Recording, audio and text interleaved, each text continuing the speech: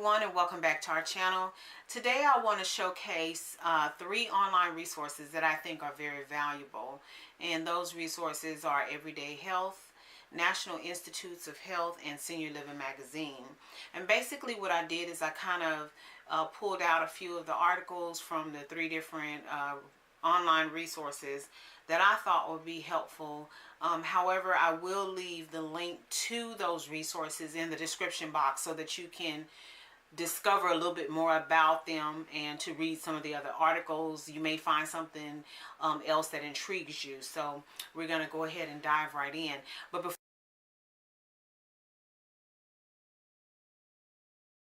before we get started, what I want to mention is that although our client base is targeted towards seniors 55 and older, we welcome your engagement. We welcome your participation. We welcome your subscriptions. You know, if you want to subscribe to our channels, like us on Facebook, follow us on Twitter and Instagram. It doesn't matter that you do not fall within that age group, because everybody has a senior in their life, and the information that we aim to provide will not just be beneficial for our client, it is also beneficial for the family member or loved one and the caregivers that are providing services and assisting with resources for those senior individuals.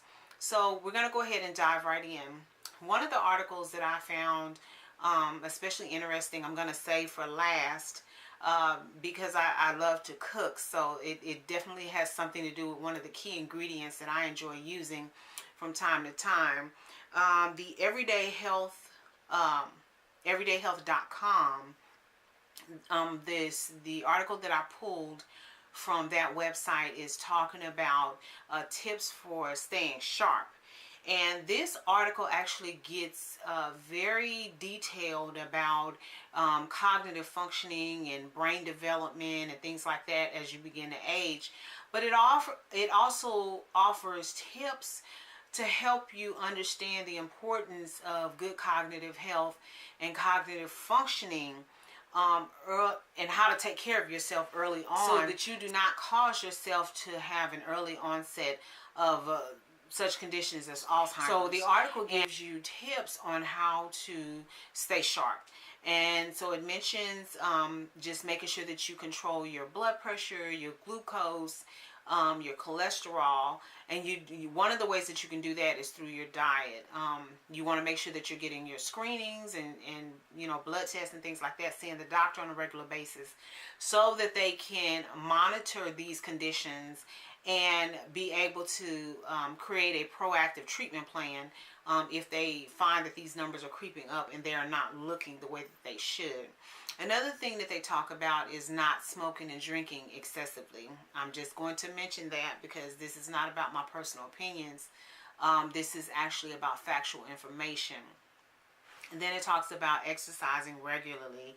That is not just for the mind, that's for your body, but it all kind of ties together, because one of the things that that is considered a benefit of exercising is good blood flow.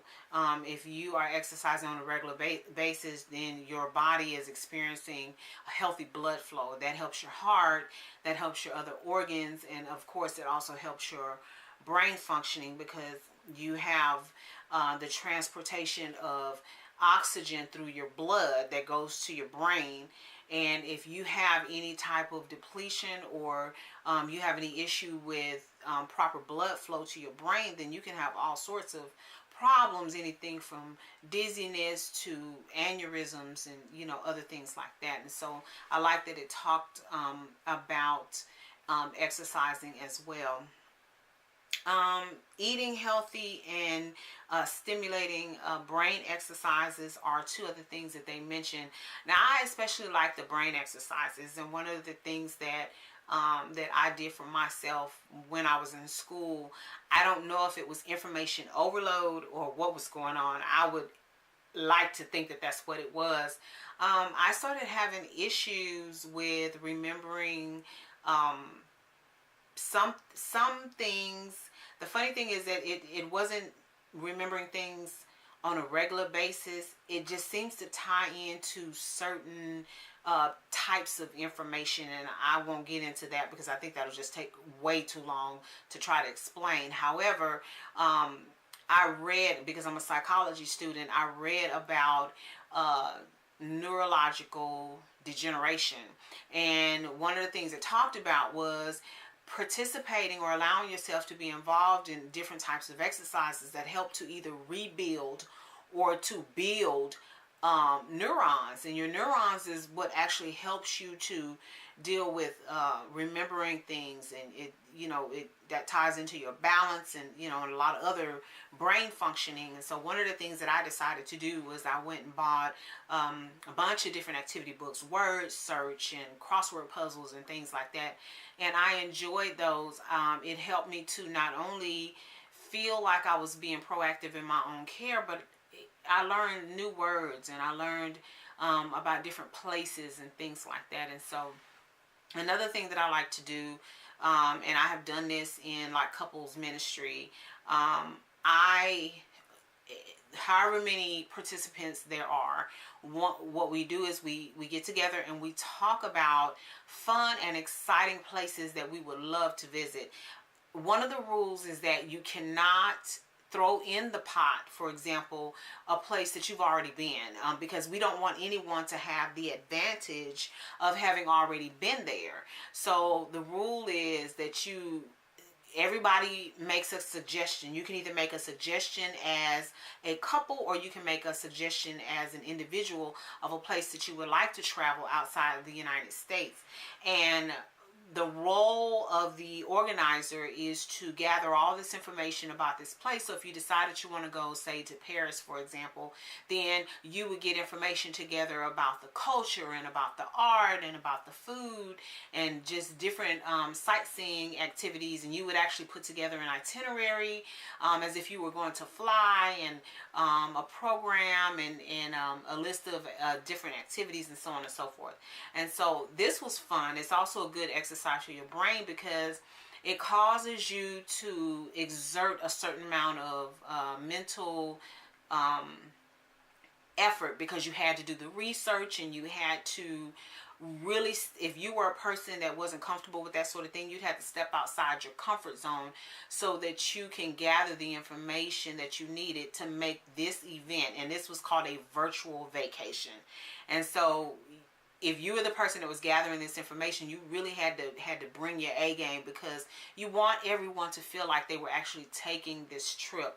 Eventually, what was supposed to happen is, if any one of us in this group decided they actually wanted to, not that they wanted to, but they're actually going to take this trip, then they would already be armed with so much knowledge and information about this place that they wouldn't have to start from scratch when it came time for them to decide what it is that they were going to do on the trip.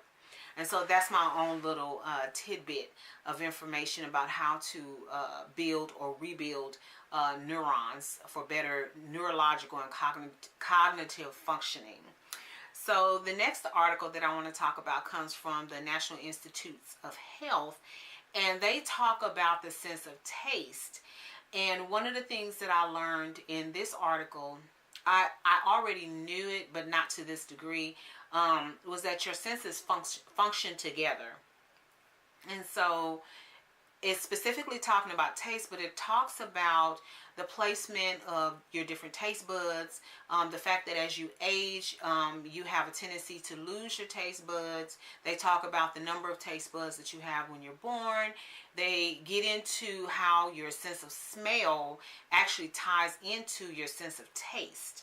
And I, for one, can totally understand that, because I have problems with sinus and allergies, and whenever allergy season roll around, it can turn out to be a very bad situation for individuals like myself. I don't have hay fever, and the allergies are not extremely bad, but I've had my share of uncomfortable situations.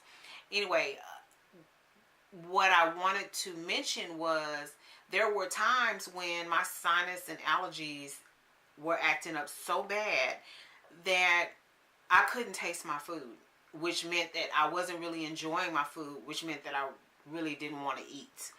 and that's not a good thing. So you kind of, well, I did anyway, lose your appetite when you can't taste your food.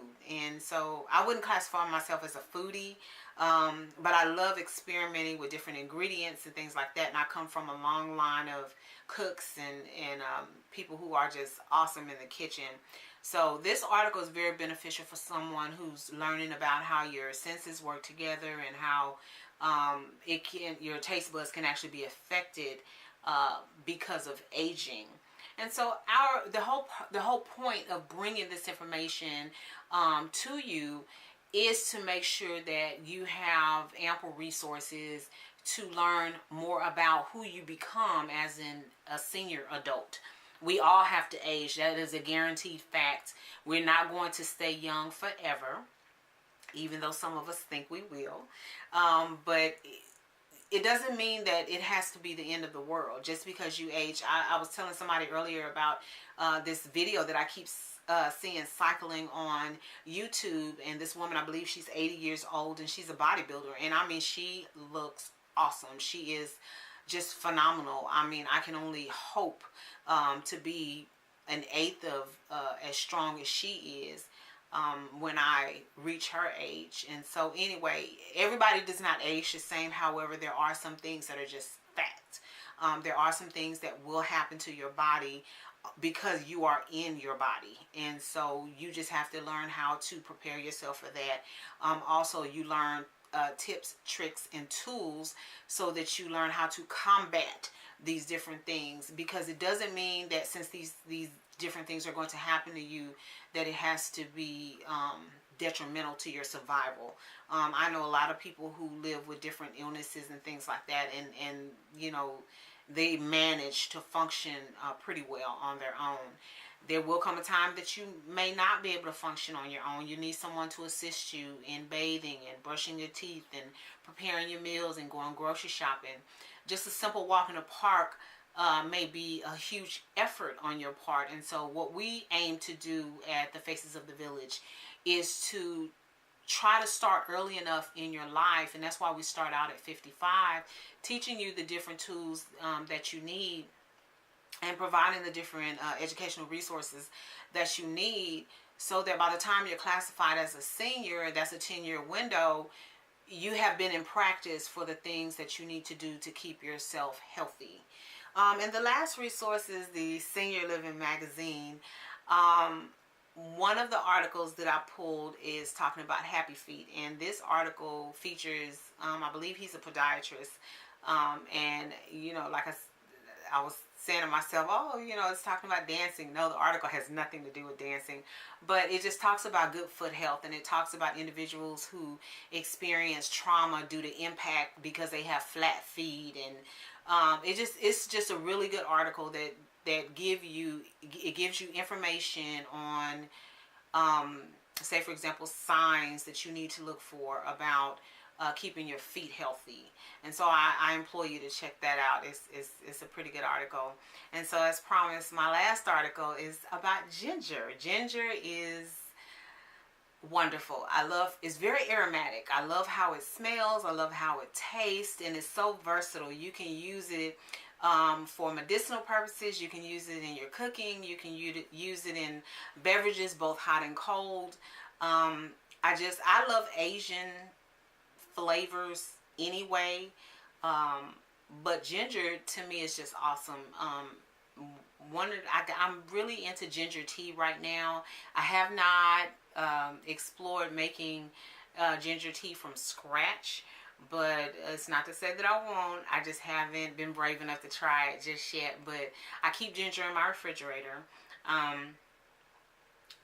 There are some smoothies and breakfast drinks that you can put ginger in, and I think that I'll probably, for one of the future videos, I think I'll feature ginger and its uses in a few different ways, and I will try to capture that on camera, so that if you are interested in learning how to cook or to use ginger, that I can be of that resource for you. You can watch the video and maybe we'll learn something together.